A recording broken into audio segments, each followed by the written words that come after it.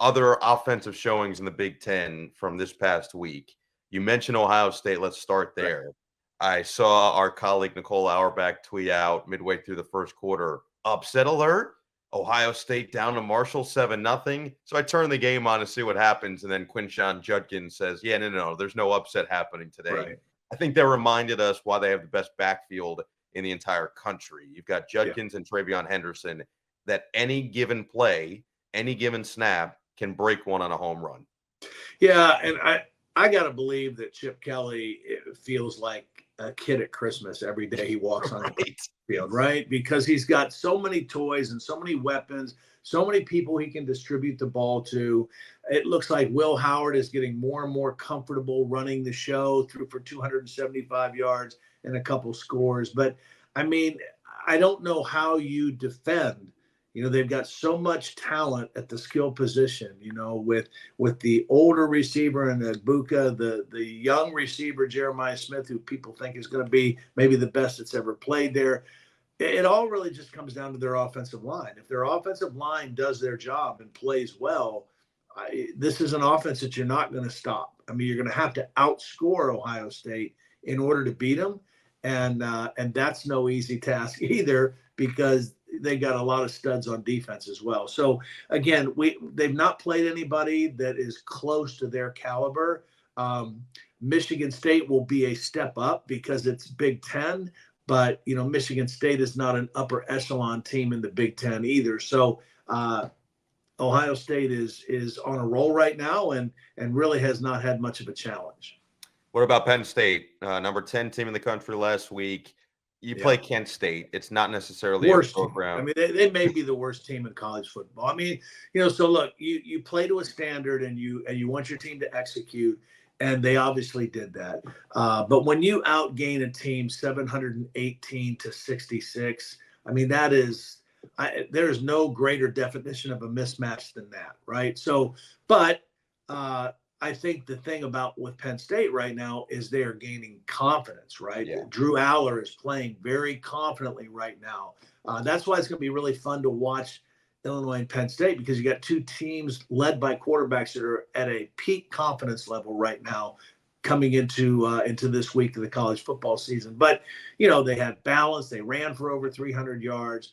They're distributing the ball. They may not have like a true number one wide receiver, but they've got guys that are making plays. And the biggest thing that we're seeing from Penn State right now, whether it's against Kent State or whoever it is last year their biggest Achilles heel was not enough explosive plays in the pass game, right? Not enough downfield throws, downfield plays. And they are one of the best in the country right now at explosive play. So that script has really flipped.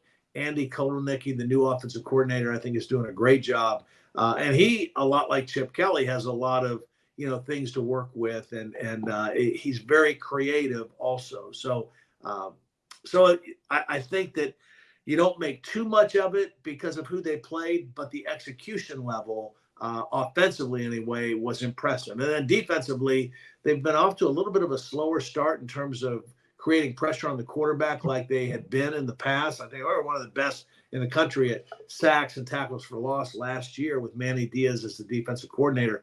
Not so great the first two games. They kind of picked up that part of their game a little bit last week as well. Final one for second down today. It'll be our game, Iowa and Minnesota. And this looked like a Gophers potential win through the first half. After the last two drives of the second quarter, Max Brosmer leads his team down the field, looks really poised, really strong. They get 2 touchdowns. But, man, Caleb Johnson is impressive. I feel like that's the biggest takeaway from this game. Yeah, I think so. And I mentioned this at the top of the show. I mean, he has great numbers. I mean, and he has continued to be on a tear. A big reason for that is the Iowa offensive line. And I think if they stay healthy, this is one of the best offensive lines that I've seen Iowa have in the last several years. Really impressive run blocking.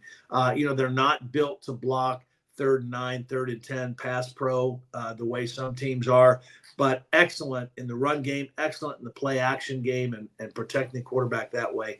So, and Caleb Johnson he's running with everything, speed, power, vision. He's doing it all right now at a very high level. So again, I would say this, that formula, and they're going to play defense, right? They struggled a little bit with Max Brosmer in the second quarter, and then they kind of went in the locker room and they didn't come out and do a bunch of things different. They just rushed the passer better. They just made the quarterback more uncomfortable. And, Max Brosmer looked like a different guy in the third and fourth quarter than he did in the second quarter. So that formula that Iowa has is good enough to win a lot of games. It's not good enough to beat an Ohio State, who they play next, right? They have a bye week. They need to fix their passing game. They need to figure out a way to get more chunk plays out of their passing game, probably off of play action with as good as they're running it. But you can't beat high-level teams in the Big Ten or anywhere in college football if you can't get explosive plays in your passing game.